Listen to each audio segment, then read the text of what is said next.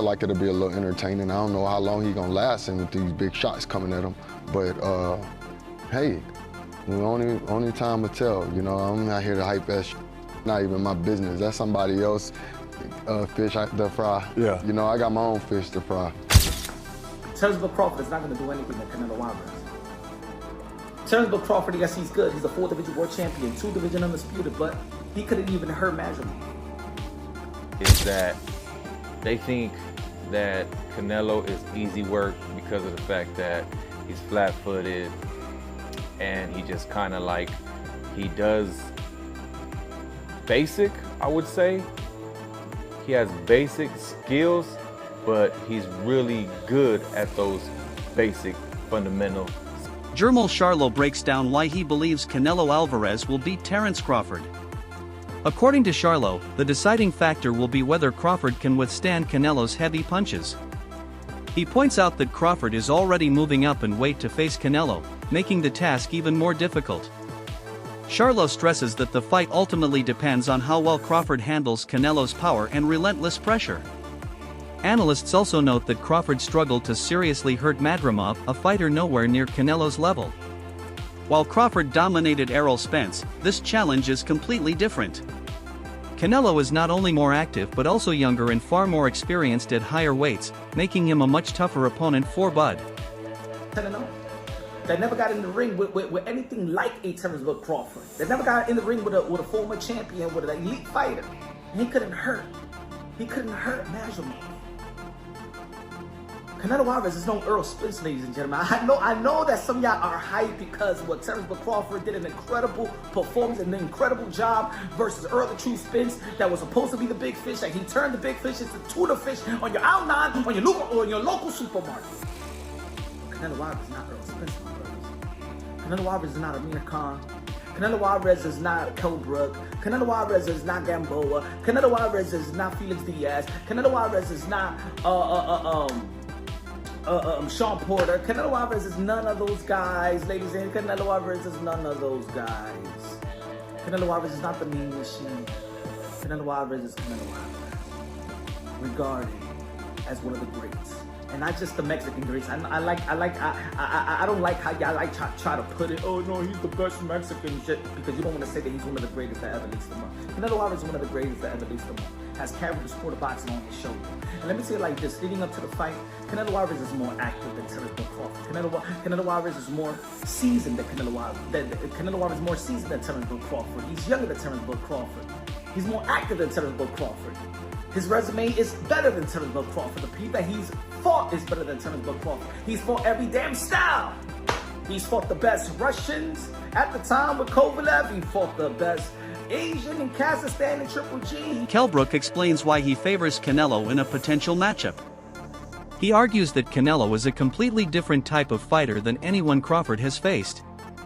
While Crawford's dismantling of Errol Spence was impressive, Brook insists it does not prepare him for Canelo's unique style. Canelo's power, ring IQ, and ability to control fights in higher weight classes set him apart. Brook believes Crawford has never encountered an opponent with Canelo's combination of skill, strength, and experience, making this fight the toughest challenge of his career. Got to sway towards Canelo.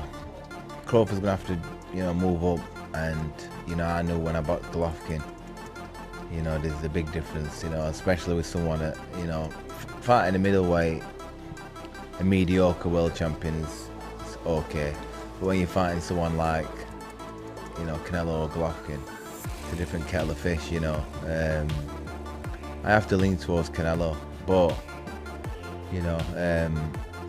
Crawford's very, very, very good. You think Crawford's still got the legs? Obviously, he's very much got great IQ in the ring, but he's very much a good mover as well. Do you feel like he's still got the legs to be maybe out-moving Canelo if he needs to? Well, I don't know. I think when we look back at Mayweather when he beat Canelo, he's a mover. Crawford's not really like Mayweather in that aspect. He's more, he kind of sets his feet. And he's cute with how he approaches chucking shots and moving. You know what I mean? I think I think it's a different fight to Mayweather, and Canelo's obviously a different fighter from when he boxed Mayweather. Analysts stress that Crawford may simply be too small to hurt Canelo effectively, especially since he's jumping up nearly 3 weight divisions with little experience at 154. They draw comparisons to Floyd Mayweather, who fought multiple elite names before facing Canelo. Crawford, by contrast, has only tested himself against Madrimov at that level. Gabe Rosado adds that when fighters move up, their power often doesn't translate the same. Against a naturally bigger and stronger opponent like Canelo, Crawford's shots may not carry the same effect. I think that Crawford may be too small to really impact and hurt Canelo Alvarez. He's moving up pretty much 3 weight classes, which is exactly what I said. I'm not counting 154. He had 1 fight, bro. He had 1 fight. Floyd Mayweather got more fights at 54 than Terence Crawford. Boop. Because Crawford, he fought Madrimov. Floyd fought De La Hoya, Cotto, and then he fought Canelo at 152. So you had an aging Floyd who fought more times at the higher weight class, and Bud looks to be a bigger dude than Floyd Mayweather, right? So when Floyd was 37, he moved to 52 and fought a much bigger Canelo. Crawford's 37, he fighting Madrimov with 11 fights. Not the same. It's not. I don't care what y'all talking about. The Bud Buddy's just gonna have to be mad at me because truth is truth. So that's a valid question. And again, I'll be glad when this fight's over. Put it that way. I don't care who wins. May the best man win. I hope it's a double knockout. I already told y'all. Just because I'm just over it, and I want to get back to some of the other fights. There's other fights that are interesting, and they make more sense. Like Brian Norman, Devin Haney. I'm interested in Yard versus Benavidez, etc. There's some fights we're hearing about, blah, blah, blah. So I'll be glad when this is over, to be 100% honest. There's more fights that actually fans have been requesting that matter, blah, blah, blah. But Rosado, he brought up a lot of good points. He was saying Crawford, he thinks he's too small, and he even gave his own personal experience. He said, I'm 180, 190 solid, and when I fight guys that are welterweights, even if they crack and they're known for being menacing, murderous punchers at the lower weight classes, 140, 147, them moving up, it feels like pillows when they fight me. When I get hit with their punches, it feels like pillows because I'm used to getting hit by triple. Right? He used to Triple G work. He used to Lemieux work. So to me, this is kind of common sense, but common sense ain't that common, right? Experts continue to emphasize one critical factor: can Crawford take Canelo's punches? Canelo has slowed or stopped many top-tier opponents with his power. While critics sometimes label him flat-footed, analysts argue this is misleading. His style is deliberate, built on timing, balance, and efficiency, ensuring that every punch carries maximum force. Crawford's movement and defense may allow him to avoid punishment early, but Canelo's patience means he will eventually find openings. When that happens, the real question is whether Crawford can survive under sustained fire. Many believe the outcome won't hinge on punch volume, but on whether Crawford's chin and body can endure Canelo's power. Is Crawford going to be able to take Canelo's punches?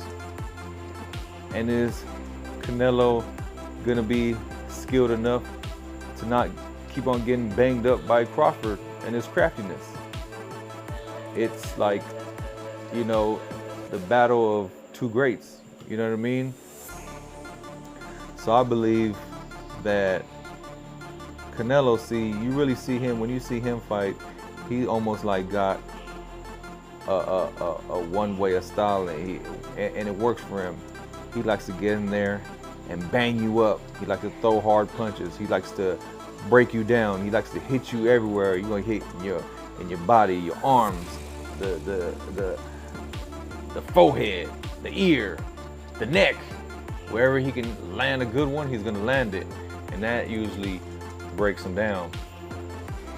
So with some fighters, I see is that they think that Canelo is easy work because of the fact that he's flat-footed and he just kind of he does basic, I would say. He has basic skills, but he's really good at those basic fundamental skills. He does everything almost like perfect. But yeah, he's flat-footed, but you got to realize that he also has hell of a head movement and body movement. He understands and he's perfected at rolling with the punch thing. Crawford's performance against Errol Spence is remembered as one of the most dominant displays in modern boxing. He showcased speed, accuracy, defense, timing, and finishing ability in a near-flawless performance, cementing his legacy. Training partners now claim Crawford looks even sharper in camp today. Despite being older, his reflexes, speed, and conditioning remain elite. More importantly, his focus and preparation appears stronger than ever. Those close to him believe this could be the best version of Crawford we've ever seen, an edge that may prove crucial against Canelo. Sharper than ever, more dangerous than ever, and most importantly, he looks like the greatest version of himself. Now, can we actually believe this? Can Terence Crawford at nearly 39 years old, with him being inactive, with him being heavier than ever, is it possible that the man will actually look better than ever? Now, let's think about it, ladies and gentlemen. When you're talking about someone like Terence Crawford or Canelo Alvarez, you're talking about the elite of the elite. And if I'm gonna be honest, Terence Crawford, when he fought Errol Spence, in my opinion, in all my years of watching combat sports, I'm a MMA guy turned into boxing. But I have never, ever in my life watched an elite championship fight and had my jaw absolutely drop to the floor with the greatness that I witnessed. And that is the only way to describe what Terence Crawford did versus Errol Spence. In my opinion, that was the greatest performance in our lifetime. I mean, I can't go back to the old days, I'm not a historian. But as far as I'm concerned, that was the greatest performance I have ever seen in my life. And especially to who he did it to, Errol Spence.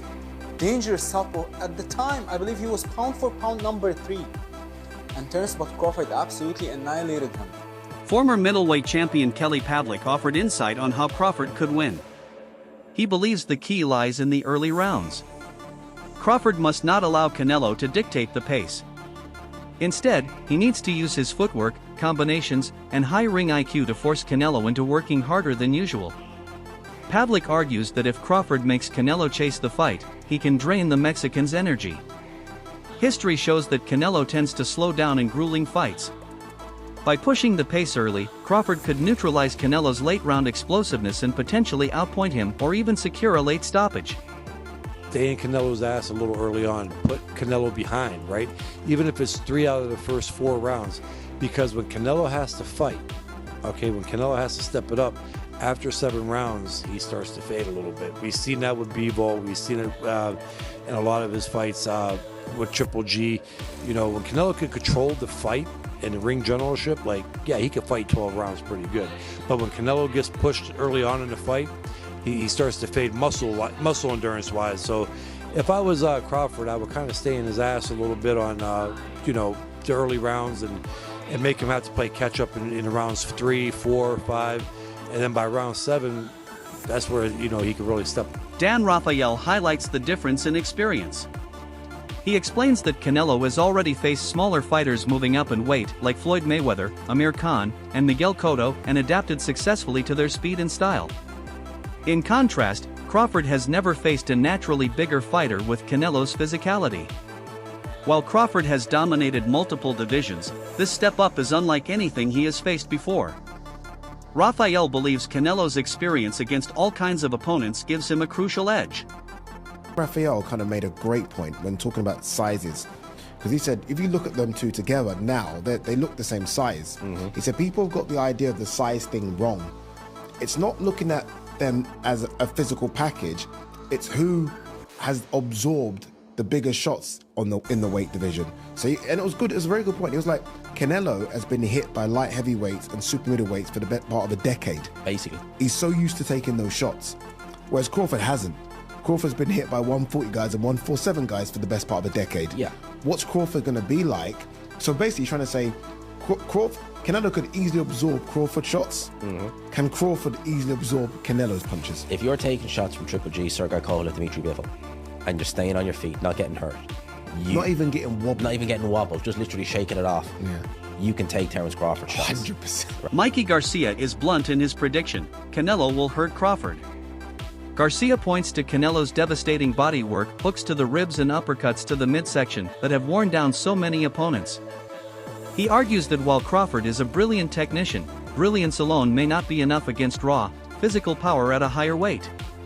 Garcia warns that once Canelo starts landing meaningful punches, the fight could change instantly, making it a dangerous situation for Crawford. Takes a shot from Canelo. One of those uppercuts from Gia or those... He could get dropped, or he feels it enough to be like, fuck this, I'm boxing. And he goes on the bicycle and turns southpaw for the rest of the night. And I wouldn't blame him either. Fuck it, you're gonna go in there and collect a fucking paycheck at that point. Right. You're not gonna go get hurt. Right. What good is it to get fucking 20, 30 million if you are fucking hurt physically, end up in the hospital and hurt just physically, life-changing, you don't want that shit. And you think Canelo could hurt him? Could be life-changing? Sure, he's that big, fool. One punch could fucking knock him out bad enough to hurt his eye socket or detached retina. You never fucking know. Right. So no one wants that shit. Crawford said if he beats him, he's in the top 3 GOATs of all time. Oh, for sure. If Crawford beats Canelo, then for sure, give him all the fucking props in the world, bro. And he actually does have a chance. It's not like he doesn't have a chance. Don't be too surprised if he fucking pulls it off in the decision. Antonio takes a more optimistic approach. He highlights Crawford's mental toughness and preparation, noting that Crawford visualizes fights and rehearses scenarios long before stepping into the ring. Antonio believes Crawford's adaptability and boxing IQ, his ability to break down opponents and impose his rhythm, could be the X factor. He insists this fight won't be decided by size alone, but by skill. If Crawford executes his strategy, Antonio argues, he has the tools to neutralize Canelo's advantages and potentially shock the world. Terence gotta be Terence, bro. He's a real deep thinker. He processed fights like nobody else. And he's processed this Canelo fight. He's seen it. He went through it 2 or 3 times already. He knows how this ends. You can tell the way he shadow boxes. He visualizing Canelo being right there in front of him. You understand? Look at the movement. That's all you got to do. Look at the movement. And that's the type of master boxer that Canelo is going to be facing. And the only thing I say is Canelo hasn't faced an opponent like this in a long time.